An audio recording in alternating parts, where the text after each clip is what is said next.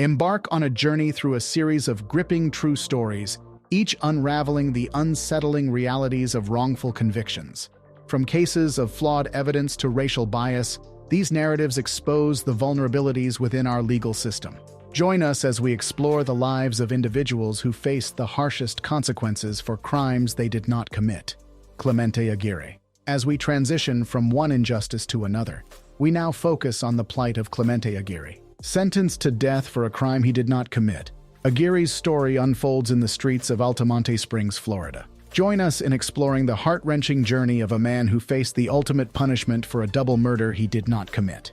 Clemente Aguirre faced a grave miscarriage of justice in Altamonte Springs, Florida, receiving a death sentence for a double murder he did not commit.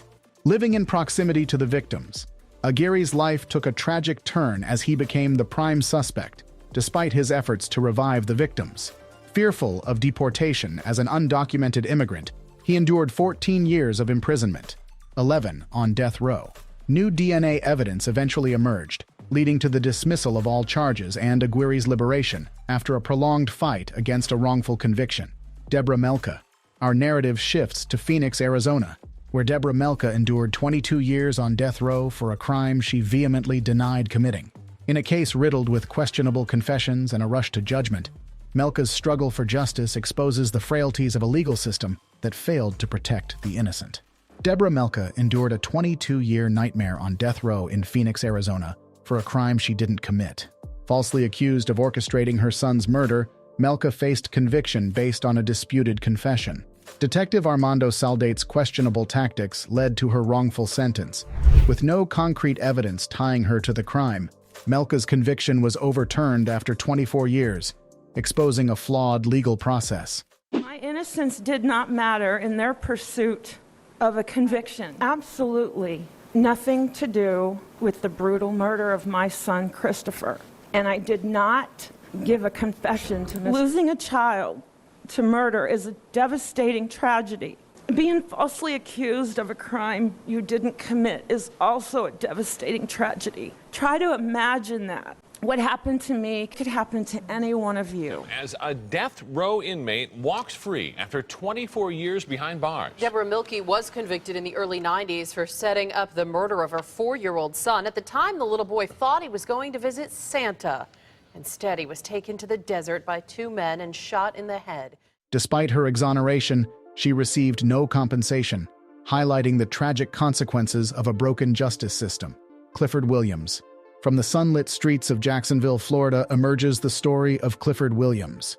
Wrongfully sentenced to death alongside his nephew Nathan Myers, Williams spent 43 years incarcerated for crimes he did not commit.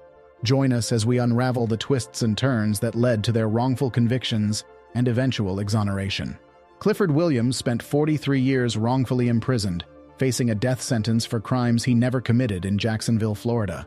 Alongside his nephew Nathan Myers, Williams was wrongly accused based on shaky evidence. Despite having solid alibis, Williams endured decades behind bars. New investigations revealing flawed ballistic reports prompted a re-examination. In a momentous turn of events, Williams and Myers were declared innocent, receiving $2 million in state compensation. This case underscores the urgent need for justice reform to prevent such tragic miscarriages of justice in the future. Eric Kelly.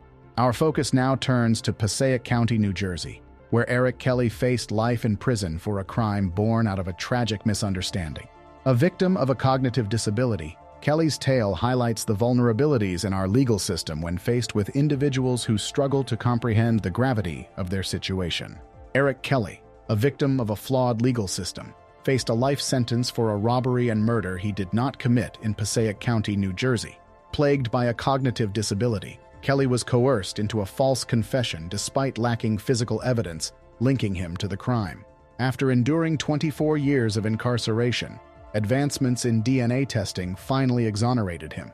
Granted a new trial, Kelly emerged from prison haunted by the fear of potential retribution.